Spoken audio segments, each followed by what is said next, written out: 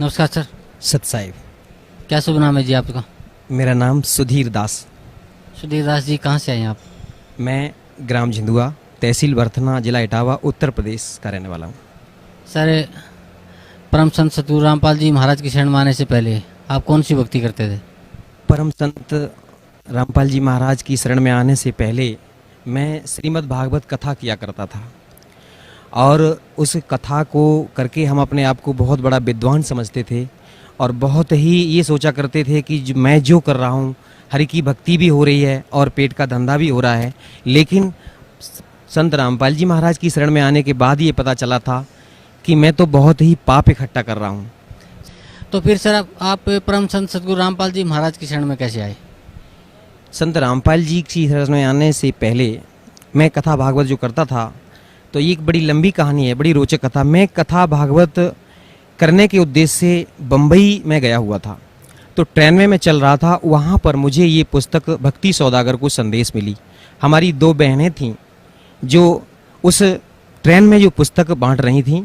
तो एक तो मतलब जो टेम्पलेट ले रखा था उन्होंने, और पीछे से दूसरी पुस्तक लेकर के चल रही थीं।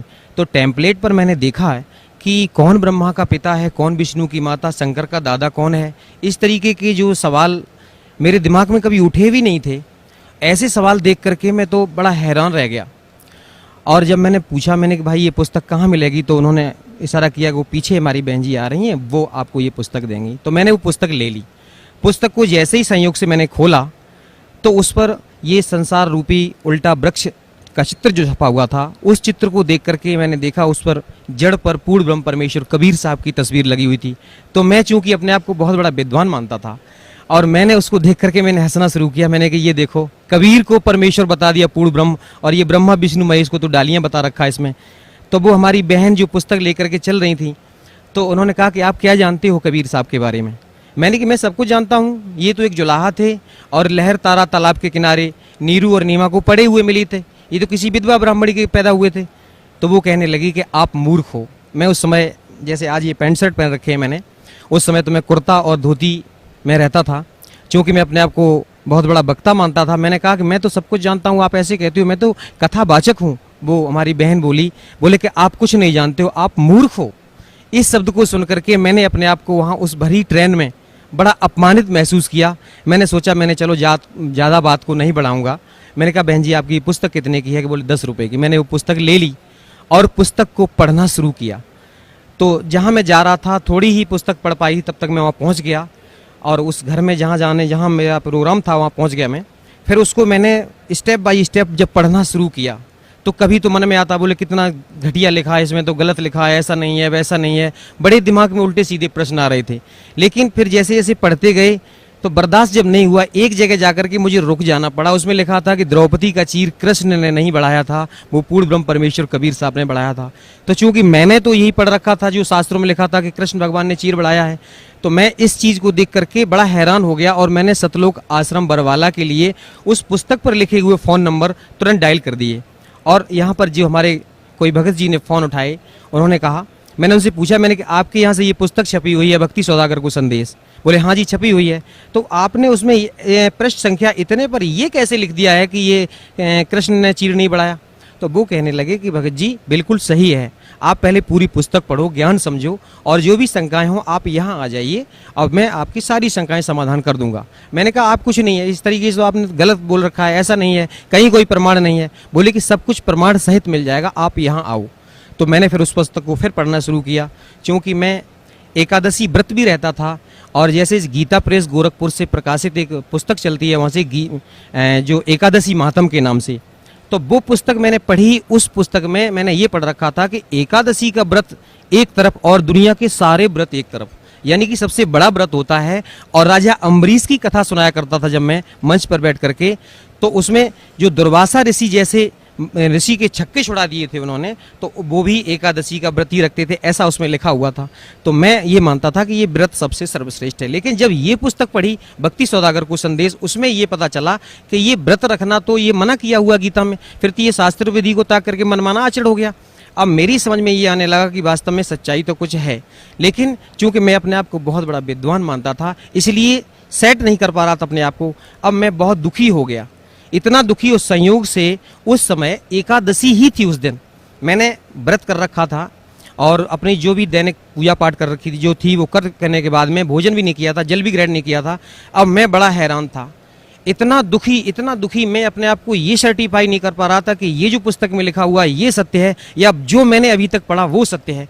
ऐसी उधेड़ बुन में पूरा समय निकल गया, रात हो गई, अब मुझे नींद नहीं आ रही थी। मैं इतना दुखी, जैसे किसी को पुत्र शोक हो जाता है, उससे भी बढ़कर के मुझे इतना दुख था कि वास्तव सच्चाई क्या है। ये ऐसे ही मतलब सोचते पता नहीं मेरी कब आंख लग गई और उसी समय सपने में हमारे परम पूजनीय सदगुरुदेव जी के रूप में परमात्मा स्वयं आकर के हमसे कहने लगे, बोले बेटा ये जो आज तुझे ये मार्ग प्राप्त हो रहा है ये है सच्चा मार्ग, वो अभी तक जिस मार्ग पर तू चल रहा था ये झूठा है बिल्कुल।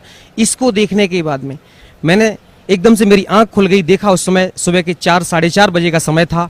मैं चूंकि जानता था कि ये ब्रह्म मुहूर्त का समय है और मैंने निश्चय किया कि ये जो मार्ग अब प्राप्त हो रहा है, ये जो पता चला है ये सच्चा मार्ग है।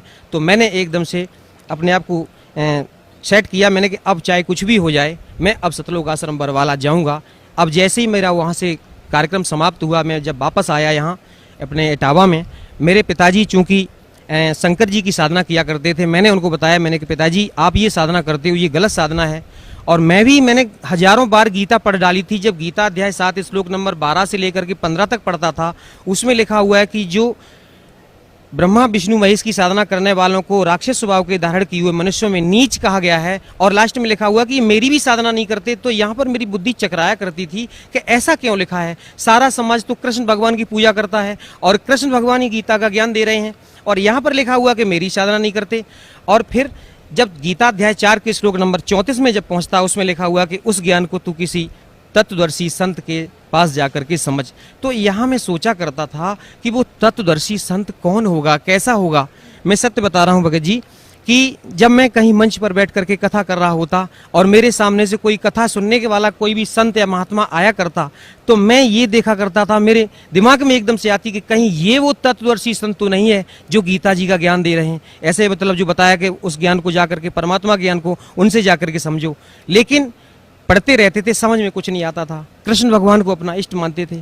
कई बार मैं कृष्ण भगवान के सामने बैठ करके रोया करता था कि हे परमात्मा, आप तो कुछ भी करते हो, कुछ भी कर सकते हो, आप तो सुख के दाता हो, लेकिन मुझे सुख नहीं मिला था। मेरे पिताजी जो शंकर जी की साधना करते थे, सारा जीवन उन्होंने बगैर नहाए धोए कभी जल भी ग्रहण नहीं करते थे, इतना मतलब भक्ति करते थे शंकर भगवान की। और उनके जीवन पर अगर हम थोड़ा सा प्रकाश डालना चाहेंगे कि उनके जीवन में कभी सुख नहीं मिला, जब उन्हें किसी प्रकार का कोई सुख नहीं मिला। भक्ति इतनी ज्यादा करते थे लेकिन आध्यात्मिक लाभ तो बहुत दूर रहा, वैसे भी कोई उनको लाभ नहीं हुआ।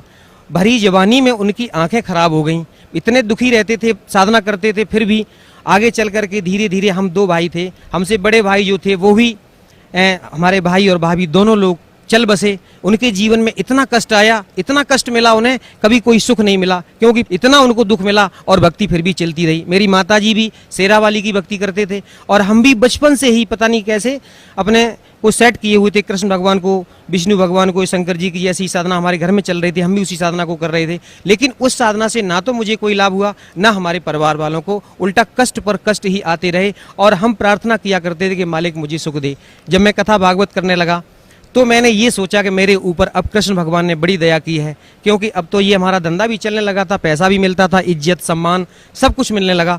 तो अब मेरी समझ में ये आ रही थी कि इन कृष्ण भगवान ने ही मुझे सब कुछ दे रखा है, सारा सुख दे दिया, ये सुख के दाता हैं। लेकिन फिर भी मन में कहीं ना कहीं अशांति जरूर रहती थी। तो मैंने अपने पिताजी से आकर के बताया, मैंने पिताजी जो आप साधना कर रहे हो ये तो इसमें पुस्तक में लिखा हुआ कि सब गलत साधना है। जब मैंने उस पुस्तक को पढ़ करके उनको सुनाया, पहले तो वो नहीं माने, बोले कि बिल्कुल झूठ है ये। लेकिन जब मैंने क्रम से उस पुस्तक को पढ़ करके सुनाया, सृष्टि रचना पढ़ के सुनाई, तो सारी कहानी उनके समझ में आई। पिताजी को इतनी तड़प बनी कि चलो जल्दी करो। उस समय हम उनको लेकर के और सतलोक आश्रम बरवाला के लिए चले। तो हमारे गांव के और भी भगत लोग चल दिए, लगभग 12-15 लोगों को लेकर के हम यहाँ पर आ रहे थे। जैसे ही हम रोहतक में पहुंचे तो रोहतक में उतर करके हमने देखा, मैंने चलो अब ट्रेन का पता करता हूँ यहाँ से कितने बजे मुझे ट्रेन मिलेगी। वो रोहतक की जो ट्रेन थी वो उधर भिवानी की तरफ जा रही थी, इसलिए मुझे वो छोड़नी पड़ी। तो लोगों ने बताया कि आपको यहाँ से ट्रेन मिलेगी जींद के लिए, आपको जींद जाना है। तो मैं अब ट्रेन का पता करने के लिए जैसे ही गया वहाँ पर, तब तक कुछ काल के ऐसे दूत लग गए, कुछ वहां पर आकर के हमारे जो साथियों को उन्होंने भ्रमित कर दिया। अरे कि आप कहाँ जा रहे हो? उन्होंने बताया कि मैं बरवाला जा रहा हूँ, संत रामपाल जी महाराज के आश्रम में जा रहा हूँ, सतलोक आश्रम में। तो उन्होंने कहा अरे वहाँ क्यों जाते हो, वो तो बहुत बड़ा जादूगर है, वो तो बहुत बड़ा तांत्रिक है, और वहाँ जाओगे तो फिर तो आपको इतना वो बसीभूत कर लेगा कि आपका दुनिया में कहीं मन नहीं लगेगा, बार बार भाग करके इधर आओगे। ऐसे कह करके उनको भ्रमित कर दिया। और मैं जैसे ही ट्रेन का पता करके आ रहा था, तब तक एक सज्जन कह रहे थे, बोले कि मेरी भक्तमती एक बार करौथा आश्रम में चली गई थी और उनको वहां पर प्रसाद दे दिया था। मैंने वो प्रसाद मैं उनको ग्रहण नहीं करने दिया, भैंस की नांद में फेंक दिया। तो वो मूर्ख कह रहा था कि वो भैंस खूंटा तोड़ करके सतलोक आश्रम करौथा में पहुंच गई थी, ऐसा जादूगर है वो। तो अब क्या हुआ, तो हमारे और जो साथी थे वो कहने लगे भाई तो हम नहीं जाएंगे वहां पर। तो मैंने उनसे कहा, मैंने कि आप लोगों की सबसे बड़ी भूल तो ये है कि आप विश्वास बहुत जल्दी करते हो। पहले तो आपने मेरी बात पर विश्वास किया, आप यहाँ तक आ गए, अब इन लोगों पर विश्वास कर रहे हो। ऐसा ना करो, आप पहले मेरी बात मानो, चलो हम जड़ तक चलेंगे, जहाँ सच्चाई का मतलब पता लगा के आएंगे कि वास्तव में सच्चाई क्या है। तो कुछ लोग नहीं माने, वो कि नहीं हम तो घर जाएंगे। हम कहते तो भैया ठीक है, आपको जाना है तो जाओ। मैं और मेरे पिताजी, हम दोनों लोगों ने दृढ़ निश्चय किया कि हम लोगों को बिल्कुल जाना ही है और सच्चाई का पता लगा करके लौटेंगे। अब हम जैसे ही यहाँ बरवाला पहुँचे, बरवाला पहुँचने के बाद मैंने फ़ोन किया, मैंने कि मैं यहाँ पर रोडवेज बस स्टैंड पर खड़ा हूँ। तो यहाँ सतलोक आश्रम की वहाँ गाड़ी लेकर के जैसे ही पहुँचे भगत जी हमारे, हम लोगों को लेके आए, तो मन में बड़ी शांति आई कि भाई जी तो बहुत अच्छे लोग हैं। अब जैसे ही हमने अपने आप को ये सेट कर रखा था कि सतलोक आश्रम में पहुंचेंगे तो वो कोई जादू तांत्रिक होंगे, वो कुछ खाने पीने के लिए सामान देंगे जैसे उन्होंने बताया था, तो हम खाएंगे नहीं, चलो देख लेंगे वहाँ पर। लेकिन जैसे ही सतलोक आश्रम बरवाला में जैसे ही प्रवेश किया, वो पुराना वाला जो दौलतपुर रोड पर आश्रम है उसमें जैसे ही प्रवेश किया, मैंने वहाँ पर अपने बहुत से लोगों को देखा। ऐसा लगा कि इन लोगों से हम पता नहीं कितने दिनों से इनसे परिचित हैं, कितने दिनों से इनको जानते हैं। एक भगत जी हमारे पास आकर के एकदम से तुरंत हमसे गले लिपट गए, बोले भगत जी कितने दिनों बाद आप आए हो। ऐसा लगा कि इनको हम पता नहीं कितने दिनों से जानते हैं, और बड़ा अच्छा सा लगा। फिर उन्होंने मुझे सारी व्यवस्था दिखाई, नाम लिया, उपदेश लिया। मेरे ऊपर संत रामपाल जी महाराज की दया 11 अक्टूबर सन 2009 को हुई थी। उसके बाद में मालिक ने मेरे साथ बहुत चमत्कार किए। सर, परम संत सतगुरु रामपाल जी महाराज की शरण माने के बाद आपको क्या लाभ मिला? सबसे बड़ा तो लाभ मुझे ये मिला कि जब हम लोग सतलोक आश्रम बरवाला पहुंचे और सतगुरुदेव जी से उपदेश लेने के बाद में दर्शनों के लिए जब गए, पिताजी मेरे साथ थे। चूंकि मेरे पिताजी, मैंने आपको पहले बताया भगत जी, उनको दिखाई नहीं देता, आंखें खराब हो चुकी हैं, तो मैं इनकी उंगली पकड़ करके ले जा करके दर्शन के लिए ले गया। तो मेरे पिताजी सतगुरुदेव की चरणों में फूट फूट कर रोने लगे। वो कहने लगे, बोले बेटा आप क्यों रोते हो? तो जब ये शब्द मैंने सुना कि ये मेरे पिताजी की उम्र उनसे ज़्यादा लग रही थी और उन्होंने बेटा शब्द कहा, तो मेरे दिमाग में हथौड़ा सा लगा। बोले कि ये कैसे कह सकते हैं, कोई भी ऐसा नहीं कह सकता है, अपने से उम्र में बड़े को बेटा नहीं कह सकता, ये तो स्वयं परमात्मा ही है। और मैंने जब दंडवत प्रणाम किया तो कहने लगे, बोले बेटा तू नहीं जानता है, तुझे कैसे निकाला मैंने, ऐसे परमात्मा की शरण में तू आ गया है, तेरा उद्धार हो गया। मेरे पिताजी फूट फूट कर रोने लगे। वो कहने लगे क्यों रोते हो? तो पिताजी ने कहा कि मेरी उम्र पूरी व्यर्थ चली गई। तो उन्होंने कहा नहीं नहीं, मैंने आपकी 20 वर्ष की उम्र और बढ़ाई है। तो मैंने उस समय ये शब्द बड़ा अतिशयोक्ति माना, मैंने कि ऐसे गुरुजी ने कह दिया होगा, लेकिन ये सत्य था। हम लोग जब उपदेश लेने के बाद घर वापस पहुंचे, पिताजी पर एकदम अचानक उन पर अटैक पड़ा और इतनी हालत उनकी बिगड़ने लगी, मुझे ऐसा लगा कि अब इनकी मृत्यु होने वाली है। लेकिन परमात्मा ने ये शब्द बोला था, मुझे उस पर विश्वास था कि कोई भी संत होता है, जो परम संत होते हैं, सदगुरु होते हैं, वो झूठ नहीं बोलते हैं, जो कह देते हैं वो सत्य होता है। मैंने तुरंत सतलोक आश्रम बरवाला में फ़ोन लगाया और उनको बताया, मैंने भगत जी मेरे पिताजी की हालत ऐसे ऐसे बहुत ज़्यादा ख़राब हो रही है। तो उन्होंने कहा कि अमृत जल और प्रसाद जो रखा है उसको दे दो और दंडवत प्रणाम करने के बाद में परमात्मा से प्रार्थना करो और जितनी जल्दी हो सके आप शीघ्र यहाँ ले आओ। भगत जी 2 बार अटैक पड़ा उनको और उसके बाद में हालत, जैसे ही मैंने उनको प्रसाद और अमृत जल दिया, उनकी हालत में तुरंत सुधार हो गया। उसके बाद में मैं तुरंत वहाँ से निकला और सतलोक आश्रम बरवाला में आकर के सदगुरु देव जी के चरणों में दंडवत प्रणाम किया। और इस तरीके से मालिक ने आज तक, अब मेरे पिताजी को किसी प्रकार की कोई दिक्कत नहीं है और जैसा उन्होंने कहा था कि उनकी उम्र बढ़ाई है, वो बिल्कुल स्वस्थ हैं। इस समय उनकी उम्र लगभग 86 वर्ष की हो रही है। उसके बाद में हमारे साथ और बहुत से चमत्कार किए, मेरी स्वयं उम्र बढ़ाई, मेरे बच्चे को जीवन दान दिया। एक बच्चा मेरा बड़ा वाला एक दिन एक पेड़ पर जमनी खाने के लिए चढ़ गया था और उस पेड़ से अचानक वो गिरा।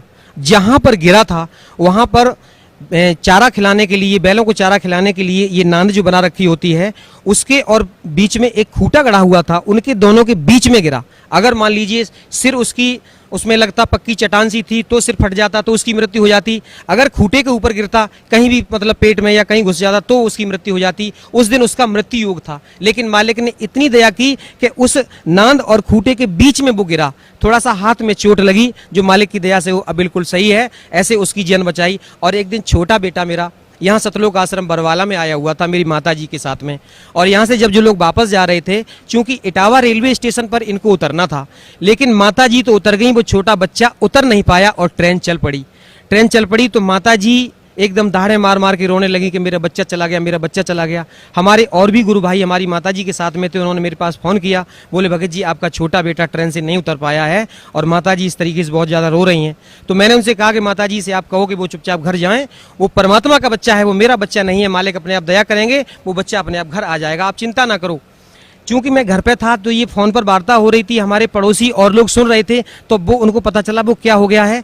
तो मैंने कहा मैंने ऐसे ऐसे छोटा बेटा जो है वो ट्रेन में बैठा चला गया, वो उतर नहीं पाया है। तो वो लोग हंसी उड़ाने लगे, खिल्ली करने लगे कि आप तो कहते हो आपके परमात्मा है संत रामपाल जी महाराज, तो अब देखो अब परमात्मा होंगे। तो मैंने कहा आप चिंता ना करो, आप ऐसा मत बोलो, आप नहीं जानते हो वो परमात्मा ही है, और अभी बच्चा देखना थोड़ी देर बाद अपने आप वापस आ जाएगा।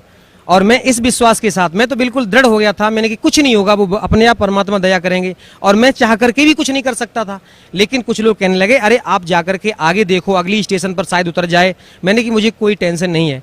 लेकिन फिर भी जब ज़्यादा लोगों ने कहा, हमारी भक्तमती बड़ी दुखी होने लगी। मैंने कहा आप चिंता ना करो, आज मालिक की दया से पूरा परिवार हम लोग परमात्मा की शरण में है। तो उन्होंने कहा कि आप जाओ, दुखी होने लगी। मैंने कहा आप चिंता ना करो, चलो मैं जाता हूँ। तो मैंने जैसे ही घर से और निकला था तो मैं क्या देख रहा हूं कि उधर से वो बच्चा मेरा अपने आप चला आ रहा है रोड पर। अब मैं उसके पास पहुंचा, मैंने पूछा मैंने माताजी को कहाँ छोड़ दिया। वो कहने लगे माताजी इटावा में उतर गई थी, मैं उतर नहीं पाया। मैंने कहा आप कहाँ उतरे हो। तो अगला स्टेशन जो था वो वहाँ उतर गया। जैसे मान लीजिए छोटा सा बालक था और उससे कोई कह रहा, बोले बेटा यहाँ उतर जाओ। उसका जो बैग था उसमें दीक्षा फार्म था यहाँ सतलोक आश्रम बरवाला का, वो चला गया, सारे कपड़े चले गए और वो बच्चा उतर के आ गया। तो मैंने बेटा तुम यहाँ कैसे पहुंचे। तो वो कहने लगा कि कोई अंकल जी आए थे और मुझे साइकिल पर बिठा करके इधर से लेकर के इधर आए। तो मैंने कि वो चले किधर गए। बोले वापस चले गए। मैं समझ गया कि ये परमात्मा का ही काम है, ये कोई जीव की ताकत नहीं, ऐसा नहीं कर सकता है। और मेरे साथ में मेरी स्वयं उम्र बढ़ाई मालिक ने। मैं एक बार भिंड जिले से लौट करके अपने इटावा आ रहा था, मारुति वैन में आगे बैठा हुआ था, 60-65 की स्पीड में मारुति वैन। ड्राइवर ने उसको बहुत कंट्रोल किया, लेकिन पता नहीं उसकी स्टीयरिंग फेल हो गई, क्या हो गया, वो सीधी जाकर के एक दीवार में घुस गई। तो आगे का जो डैशबोर्ड था, मैं आगे ही बैठा हुआ था चूंकि ड्राइवर के साथ में, तो ड्राइवर की जो साइड थी उसने अपनी साइड तो बचा ली, लेकिन जिस साइड में मैं बैठा हुआ था वो एकदम से ऐसी गाड़ी पिस गई, मैं उसमें फंस गया। तो मैंने अपने आप को ऐसा महसूस किया कि मेरी दोनों टांगें कट चुकी हैं और नीचे से, यहाँ से लेकर के नीचे का धड़ जो है वो मेरा समाप्त हो गया है और अब तेरी मृत्यु निश्चित है। उसी समय जैसे मान लो मेरे से कोई कह रहा है कि बेटा सतनाम का जाप कर। मैंने सतनाम का जैसे ही जाप किया, अभी 2 मिनट ही हुए थे, एकदम से शरीर में चेतना हुई। जैसे मान ली मैंने अपने आप को महसूस किया हो कि कोई मुझे नीचे से एकदम से आशीर्वाद दे करके, बिल्कुल वो परमात्मा की दया थी कि मेरा शरीर बिल्कुल सही है। मैंने अपने आप को सही महसूस किया कि टांगें भी सुरक्षित हैं और भी किसी प्रकार की कोई दिक्कत नहीं है। अब क्या हुआ, मुझे चूंकि मैं फंस गया था, पीछे खींच करके निकाला गया और हमारी चोट भी यहाँ पर लगी हुई थी, बहुत ज़्यादा ब्लड निकल रहा था। उस दिन मेरा मृत्यु योग था, लेकिन मालिक ने मेरे ऊपर दया की, मुझे जीवन दान दिया। मुझे अनायास ही वो शब्द याद आ गए जो मैंने कभी बचपन में किसी तांत्रिक से पूछा था। एक बार मैंने एक तांत्रिक से, वो हाथ देखने वाला आ गया था, उससे मैंने अपने जीवन, चूंकि दिखाया करते थे पहले, ऐसे धारणा बनी रहती थी, तो उसने मुझे बताया था, बोले बेटा आपकी 35 वर्ष की आयु में मृत्यु हो जाएगी। तो मैंने ये झूठ माना था और उसने ये भी कह दिया था कि आपके भाई की भी मृत्यु 35 वर्ष में हुई है और आपकी भी मृत्यु 35 वर्ष में होगी। उस दिन मैंने, जब वो दिन तुरंत मुझे याद आ गया, उस दिन दास ये पूरा 35 वर्ष का हो चुका था। तो मैंने समझ लिया कि ये मालिक ने दया की, आज मेरा मृत्यु योग था। इस तरीके से मुझे मालिक ने मुझे भी जीवन दान दिया, मेरे ऊपर बड़ी दया की। सर,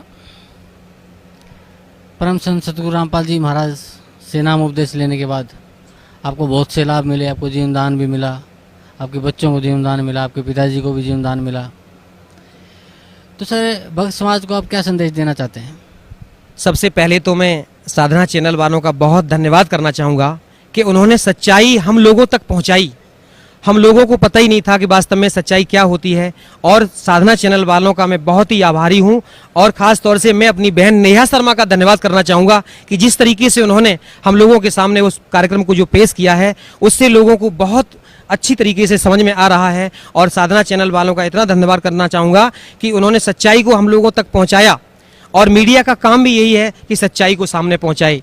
और भक्त समाज को ये संदेश देना चाहूंगा कि जो भी आज हमारे भाई जो राम कृष्ण विष्णु इनकी चक्कर में पड़े हुए हैं, जो हमारी तरीके से कथावाचक बन करके अपने आप को बहुत बड़ा विद्वान कह रहे हैं, मैं उनसे बार बार प्रार्थना करना चाहूंगा कि आप यहाँ सतलोक आश्रम बरवाला जिला हिसार हरियाणा में आओ। वो छोड़ दो झूठा नाम और ये साधना करने से कोई लाभ नहीं है। और अपने आप को जो विद्वान मानते हो, आप विद्वान नहीं हो, आप पाप के भागी हो रहे हो। और सतलोक आश्रम बरवाला में स्वयं कबीर परमेश्वर के अवतार संत रामपाल जी महाराज आए हुए हैं। उनकी शरण में आने के बाद आपको कल्याण हो सकता है, नहीं तो विश्व में कोई भी संत कहीं भी कोई भी मंदिर मस्जिद में जाने से कोई भी आपका कल्याण नहीं कर सकता है। ये मैं सत्य कह रहा हूं और ये बिल्कुल ये यथार्थ है कि परमात्मा की शरण में आने के बाद ही आपका कल्याण संभव है, नहीं तो कहीं कल्याण संभव नहीं है। ये झूठी कथा भागवत करने से या किसी तरीके से अपने आप को विद्वान साबित करने से अपने आप को धोखा दे रहे हो, मनुष्य जीवन बर्बाद कर रहे हैं अभी आप। ये पूर्व जन्म के संस्कार आपके हैं जो आपको मिले हुए हैं। तो मैं आपसे प्रार्थना करना चाहूंगा कि जो लोग भी साधना चैनल के माध्यम से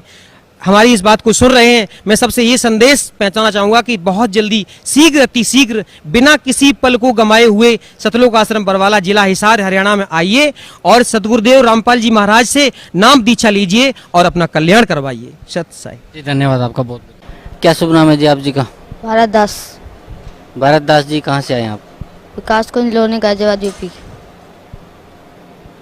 संत रामपाल जी महाराज से नाम उपदेश लेने से पहले आप कौन सी भक्ति करते थे? हम ब्रह्मा विष्णु महेश की भक्ति करते थे। तो जो भक्ति आप ब्रह्मा विष्णु महेश की करते थे उससे आपको क्या लाभ मिलता था? हमें लाभ कुछ नहीं मिला, हानि मिली। ज़्यादा से ज़्यादा लाभ भी नहीं मिला, हानि ही मिली हमें। मैं 6 साल का था जब मैंने एक बर्थडे पे अपनी पार्टी खरीदी। उसके बाद अगले दिन ही मुझे दौरे पड़ने शुरू हो गए थे। फिर मेरे दौरे पड़ने लगे थे। मेरे पापा भी मेरे से परेशान हो गए थे कि मर ही जाए तो अच्छा ही है। संत रामपाल जी महाराज की शरण में आप कैसे आए? हमारे इधर एक भगत जी है रामपाल दास, उन्होंने मेरे पापा को समझाया। वो पापा जी यहाँ आए मेरे, फिर पापा जी हमें लेके गए, फिर हमने यहाँ से नाम लिया। संत रामपाल जी महाराज से नाम उपदेश लेने के बाद आपको क्या लाभ मिला? नाम लेने के बाद मुझे लाभ हुआ। मेरी जो बीमारी थी वो मेरी कम हो गई है। मेरे को बीमारी जो है वो मेरी अब एकदम मैं स्वस्थ रहता हूँ। ज़्यादा मेरे को दौरे नहीं पड़ते, मैं एकदम स्वस्थ हूँ। तो भगत समाज को क्या संदेश देना चाहते हैं आप? भगत समाज को मैं यही संदेश देना चाहता हूँ कि सतलोक बरवाला आश्रम में आइए। बंदी छोड़ सतगुरु रामपाल जी महाराज आए हुए हैं, पूर्ण परमात्मा आए हुए हैं। सभी भक्तों से प्रार्थना है कि बंदी छोड़ सतगुरु रामपाल जी महाराज की शरण में आए।